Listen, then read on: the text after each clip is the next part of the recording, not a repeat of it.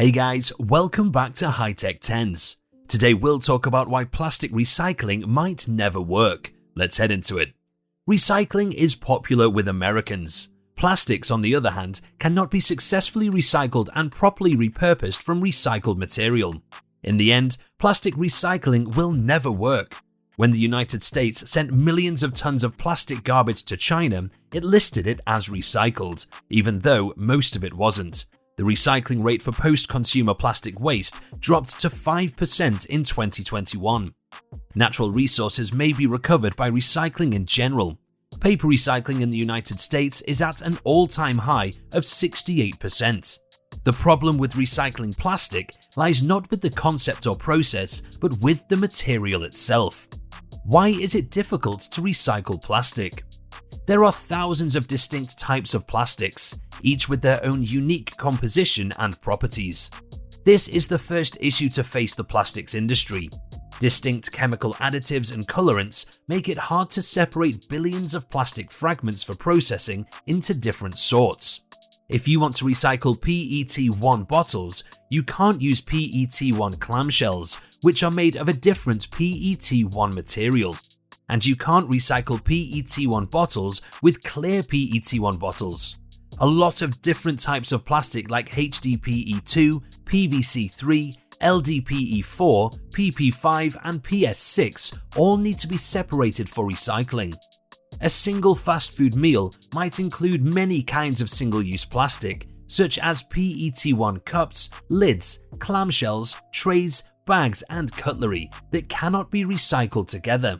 This is one of the many reasons why plastic fast food service products are not recyclable in the United States. Another issue is that recycling plastic trash is inefficient when it is feasible at all.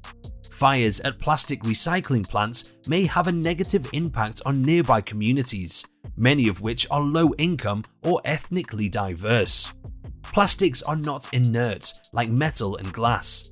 Toxic additives and chemical absorption are common in plastic items, and curbside bins often include plastic pesticide containers and other potentially hazardous things. The great majority of plastic items and packaging manufactured cannot be recycled into food-grade packaging, according to research issued by the Canadian government. In addition, the cost of plastic recycling is prohibitive. The cost of collecting, sorting, transporting, and reprocessing plastic trash is so high that recycled plastic is more costly than new plastic. There has been a significant expansion in the petrochemical sector, which will cut the cost of new plastic. The plastics business has undertaken a decades-long effort to propagate the fiction that the material is recyclable, despite the fact that it has failed miserably in this endeavor. This campaign is reminiscent of the tobacco industry's attempts to persuade consumers that filtered cigarettes are better for them than unfiltered cigarettes, which were also unsuccessful. Mechanical recycling uses conventional methods such as grinding and melting plastic trash and has been used for many years. When it comes to so-called chemical recycling, the plastics sector is advertising the advantages of employing high heat or additional chemicals to break down plastic trash, which is then transformed into low-quality fossil fuel. Using the hefty Energy Bag initiative, Dow Chemical claimed in 2018 that its Salt Lake City chemical recycling facility was able to reprocess mixed plastic garbage from Boise, Idaho residents and transform it into diesel fuel. However, as Reuters revealed in a 2021 investigation, the pyrolysis process was tainted by all of the various sorts of plastic garbage. Boise now emits climate-warming carbon emissions through the burning of its mixed plastic garbage. There is no stopping the plastics industry from claiming that chemical recycling works for mixed plastics, notwithstanding the well-known failure of Renewlogy. It is not possible to recycle chemicals. As with traditional mechanical recycling of plastics, it has and will continue to fail for the same real-world reasons. As if that wasn't bad enough, its poisonous emissions might have a negative impact on our environment and health.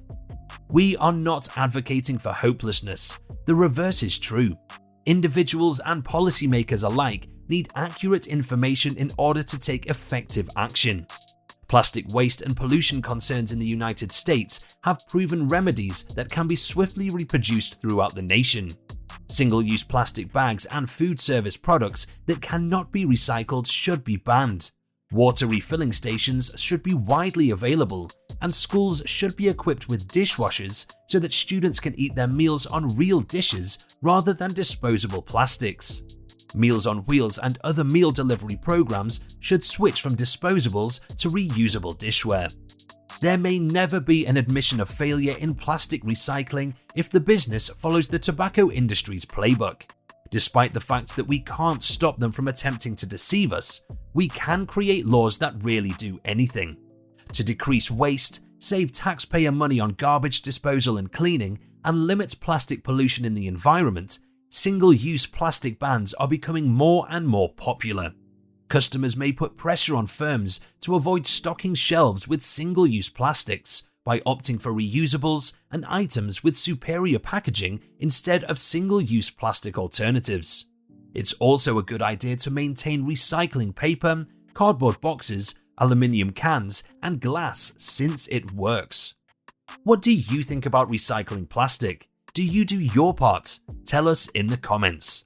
This brings us to the end of our video. I hope you enjoyed it. Hit like if you did, and don't forget to subscribe to our channel so that you don't miss any of our videos in the future.